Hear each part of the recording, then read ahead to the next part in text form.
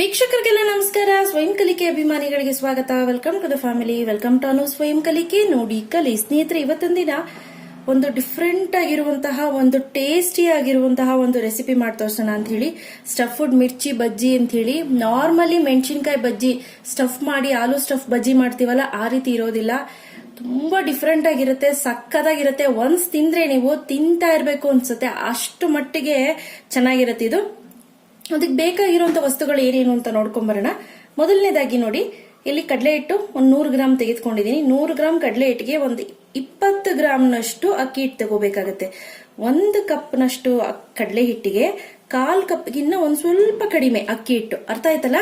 ಆ ನಂತರ ಅಚ್ಕಾರದ ಪುಡಿ 1 ಟೀ ಸ್ಪೂನು, ರುಚಿಗೆ ತಕ್ಕಷ್ಟು ಉಪ್ಪು, ಸೋಂಪು 1 ಟೀ ಸ್ಪೂನು, ಆ ನಂತರ ಹುಣಸೆ ಹಣ್ಣಿನ ರಸ ತೆಗೆದಿಟ್ಕೊಂಡಿದ್ದೀನಿ, ಇನ್ನೂ ತೆಗೆದು ಇದ್ ಮಾಡಿಲ್ಲ.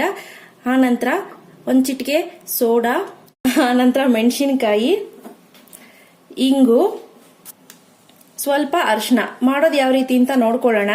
ನೋಡಿ, ಮೇನ್ ಥಿಂಗ್ ಕಟ್ ಮಾಡೋದು ಈ ರೀತಿ ಇಟ್ಕೊಂಡು ಜಸ್ಟ್ ಒಂದ್ಸತಿ ಈ ರೀತಿ ಓಪನ್ ಮಾಡ್ಕೊಳ್ಳಿ. ತುಂಬಾ ಜಾಸ್ತಿ ಓಪನ್ ಮಾಡ್ಕೊಳಕ್ ಹೋಗ್ಬೇಡಿ. ಈಗ ನಿಮ್ಮ ಮನೇಲಿ ಹಳೆ ಕಾಲದ ಯಾವ್ದಾದ್ರು ಸ್ಪೂನ್ ಇರುತ್ತೆ ನೋಡಿ, ಆ ಸ್ಪೂನ್ ನ ತೆಗೆದುಕೊಂಡು ಜಸ್ಟ್ ಈ ರೀತಿ ಇದ್ ಮಾಡ್ಕೊಳ್ಳಿ. ಒಳಗಡೆ ಬೀಜ ಏನಿದೆ ಅದು ಬೇಡ ನಮಗೆ. ಅರ್ಥ ಆಯ್ತಲ್ಲ? ನೋಡಿ, ಬೀಜ ಇದ್ರೆ ಖಾರ ಆಗುತ್ತೆ, ಗೊತ್ತಾಗ್ತಿದೆಲ್ಲ? ನೋಡಿ, ಇಲ್ಲಿ ಬೀಜ ಇದೆ. ಸೊ ನಾನು ಇದನ್ನ ಈ ರೀತಿ ಓಪನ್ ಮಾಡಿ ಈ ರೀತಿ ಬೀಜನೆಲ್ಲ ಉದುರಿಸ್ಕೊಂಡು ಈಗ ನಾನು ರೆಡಿ ಮಾಡಿ ಈ ರೀತಿ ಸ್ಲಿಟ್ ಮಾಡಿ ಇಟ್ಕೊಂಡಿದ್ದೀನಿ. ಇಲ್ಲಿ ಸೋಂಪಿದೆ, ಈ ಸೋಂಪನ್ನ ಹಾಕೊಂಡು ಸ್ವಲ್ಪ ಪುಡಿ ಮಾಡ್ಕೊಂಡು ಬರ್ತೀನಿ. ನೋಡಿ, ಈಗ ಇದಾಗಿದೆ ಪೌಡ್ರು. ಇಷ್ಟಾದ್ರೆ ಸಾಕು, ತುಂಬಾ ಪುಡಿ ಮಾಡ್ಕೊಳ್ಳೋ ಅಗತ್ಯತೆ ಇರೋದಿಲ್ಲ. ಓಕೆ, ಈಗ ಪುಡಿ ಆಗಿದೆ ಅಲ್ವಾ? ಸೊ ಅದು ಸೈಡ್ಗೆ ಎತ್ತಿಟ್ಕೊಂಡಿದ್ದೀನಿ. ಈಗ ಒಂದು ಪಾತ್ರೆಗೆ ಕಡಲೆ ಹಿಟ್ಟು, ಅಕ್ಕಿ ಹಿಟ್ಟು, ಅಚ್ಕಾರದ ಪುಡಿ ನೋಡ್ಕೊಂಡು ನಿಮ್ಮ ಖಾರಕ್ಕೆ ಅನುಗುಣವಾಗಿ ಹಾಕೊಳ್ಳಿ, ಉಪ್ಪು, ಆನಂತರ ಅರಿಶಿನ. ಈಗ ನೋಡಿ, ಇದನ್ನೆಲ್ಲ ಚೆನ್ನಾಗಿ ಮಿಕ್ಸ್ ಮಾಡ್ಕೊಳ್ಳೋಣ. ಈಗ ನೋಡಿ, ಸ್ವಲ್ಪ ಹಿಂಗ್ ಹಾಕೊಳ್ತಾ ಇದ್ದೀನಿ. 1-2 ಚಿಟಿಕೆ ಹಾಕೊಂಡ್ರೆ ಸಾಕು. ಈಗ ನೋಡಿ, ಎಷ್ಟು ಬೇಕೋ ಅಷ್ಟು ನೀರ್ ಹಾಕಿ ಕಲಸಿ ಎತ್ತಿಟ್ಕೊಳ್ಳೋಣ. ತುಂಬಾ ತೆಳುಗೂ ಬೇಡ, ತುಂಬಾ ಗಟ್ಟಿಗೂ ಬೇಡ. ಈಗ ರೆಡಿಯಾಗಿದೆ. ನೆನ್ಪಿನಲ್ಲಿರ್ಲಿ, ಸೋಡಾನ ನಾನು ಇದಕ್ಕೆ ಹಾಕಿಲ್ಲ, ನಾನು ಲೇಟಾಗಿ ಹಾಕ್ತೀನಿ. ಯಾವಾಗ ನಾನು ಬಜ್ಜಿನ ಎಣ್ಣೆಗೆ ಹಾಕ್ತೀನೋ ಅದಕ್ಕೆ ಮುಂಚೆ ಈ ಸೋಡಾನ ಇದಕ್ಕೆ ಹಾಕೋಬೇಕಾಗತ್ತೆ. ಸೊ ಈಗ ಇದನ್ನ ಸೈಡ್ಗೆ ತಿಟ್ಕೊಳ್ಳಿ. ಈಗ ನೋಡಿ, ಒಳಗಡೆ ಸ್ಟಫಿಂಗ್ಗೆ ನಾನು ಏನ್ ಮಾಡ್ತೀನಿ, ಹುಣಸೆ ಹಣ್ಣಿನ ರಸಕ್ಕೆ ಹುಣಸೆ ಹಣ್ಣ ಚೆನ್ನಾಗಿ ರಸ ಹಿಂಡಿಟ್ಕೊಂಡಿದ್ದೀನಲ್ಲ, ಆ ರಸಕ್ಕೆ ಈ ಸೋಂಪು,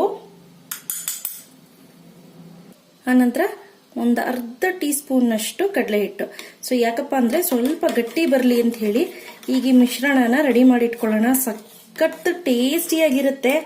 ಇದಕ್ಕೆ ಒಂದೇ ಒಂದು ಚಿಟಿಕೆ ಉಪ್ಪು ಸಾಕು. ಇದನ್ನ ಸೈಡ್ಗೆ ಎತ್ತಿಟ್ಕೊಳ್ಳೋಣ. ನೋಡಿ, ಈಗ ನಾನು ಏನ್ ಮಾಡ್ತೀನಿ ಅಂದ್ರೆ, ಈ ರೀತಿ ಆಗಿದೆ ಅಲ್ವಾ, ಇದಕ್ಕೆ ಒಂದೇ ಒಂದು ಸ್ವಲ್ಪ ಈ ರೀತಿ ತೆಗೆದುಕೊಂಡು ಈ ಮಿಶ್ರಣನ ಒಳಗಡೆ ಈ ರೀತಿ ಹಾಕೊಂತೀನಿ. ತುಂಬಾ ಜಾಸ್ತಿ ಏನ್ ಅಗತ್ಯ ಇಲ್ಲ, ಒಂದ್ ಸ್ವಲ್ಪ. ಆ ನಂತರ ಈ ಬೆರಳಿನ ಸಹಾಯದಿಂದ ನೋಡಿ ಈ ರೀತಿ ಎಳ್ಕೊಂಡ್ಬಿಡಿ. ಎಸ್ಪೆಷಲಿ ಈ ಭಾಗ ಏನಿದೆ, ಈ ಭಾಗಕ್ಕೆ ಸ್ವಲ್ಪ ಜಾಸ್ತಿ ಹಾಕಿದ್ರೇನೆ ಚೆನ್ನಾಗಿರುತ್ತೆ. ಸೊ ಎಷ್ಟೇ ಖಾರ ಇದ್ರೂ ಖಾರ ಹತ್ತೋದಿಲ್ಲ. ಇದೇ ರೀತಿ ಎಲ್ಲಾ ಬಜ್ಜಿಗಳನ್ನ ರೆಡಿ ಮಾಡಿ ಇಟ್ಕೊಳ್ತೀನಿ ನಾನು. ನೋಡಿ, ಈ ರೀತಿ ಎಲ್ಲಾ ಸ್ಟಫಿಂಗ್ ಮಾಡ್ಕೊಂಡು ಬಂದಿದ್ದೀನಿ. ಎಣ್ಣೆ ಕೂಡ ಕಾಯ್ಲಿಕ್ಕೆ ಇಟ್ಟಿದ್ದೀನಿ. ಇದು ಕೂಡ ರೆಡಿ ಆಗಿದೆ. ಈಗ ನಾನು ಏನ್ ಮಾಡ್ತೀನಿ ಅಂದ್ರೆ, ಇದಕ್ಕೆ ಸೋಡಾ ಹಾಕೊಳ್ತಾ ಇದ್ದೀನಿ. ಕಲ್ಸ್ಬಿಟ್ಟು ಮಿಕ್ಸ್ ಮಾಡ್ಕೊಳ್ಳೋಣ ಚೆನ್ನಾಗೆ. ನೋಡಿ, ಎಣ್ಣೆ ಕಾದಿದ್ಯಾ ಅಂತ ಒಂದೇ ಒಂದು ಡ್ರಾಪ್ ಅಷ್ಟು ಹಾಕಿ ನೋಡ್ಕೊಳ್ಳೋಣ. ಮೇಲ್ ಬರ್ತಿದೆ, ಎಸ್ ಎಣ್ಣೆ ಕಾದಿದೆ ಅಂತ. ನೋಡಿ, ಒಂದೊಂದೇ ಬಜ್ಜಿನ ತೆಗೆದುಕೊಂಡು ಈ ರೀತಿ ಬೌಲ್ ನಲ್ಲಿ ಉರುಳಿಸ್ಕೊಳ್ಳೋಣ. ಈ ರೀತಿ ಉರುಳಿಸ್ಕೊಂಡು ಇಮಿಡಿಯೇಟ್ ಎಣ್ಣೆಗೆ ಹಾಕೊಳ್ಳೋಣ.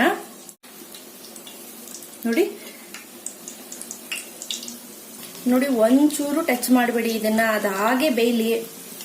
ನೋಡಿ, ಇದು ಬಿಟ್ಕೋಬಿಟ್ಟಿದೆ ಮೇಡಮ್, ಏನಾಗ್ಬಿಡುತ್ತೋ ಅಂತ ತಲೆ ಕೆಡ್ಸ್ಕೋಬಿಡಿ. ಯಾವುದೇ ಕಾರಣಕ್ಕೂ ಏನೂ ಆಗೋದಿಲ್ಲ. ತುಂಬಾ ಟೇಸ್ಟಿಯಾಗಿರುತ್ತೆ ಈ ಬಜ್ಜಿ ಅಂತೂ. ಒನ್ಸ್ ತಿಂದ್ರೆ ನೀವು ಇದ್ರೂ ಫ್ಯಾನ್ ಆಗ್ಬಿಡ್ತೀರಾ, ಅಷ್ಟು ಚೆನ್ನಾಗಿರುತ್ತೆ. ಹೇಳ್ತಿದ್ದೀನಲ್ಲ, ಸಖತ್ ಟೇಸ್ಟ್ ಕೊಡುತ್ತೆ ಈ ಬಜ್ಜಿ. ಎಸ್ಪೆಷಲಿ ನನಗಂತೂ ಇದು ಫೇವ್ರೆಟ್ ಬಜ್ಜಿ ಅಂತಾನೆ ಹೇಳ್ಬೋದು.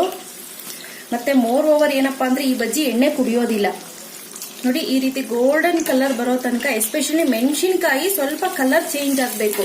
ಚೇಂಜ್ ಆದ್ರೇನೆ ಆ ರುಚಿ, ಆ ಟೇಸ್ಟ್ ಎಲ್ಲ ಬರೋದು ನೋಡಿ.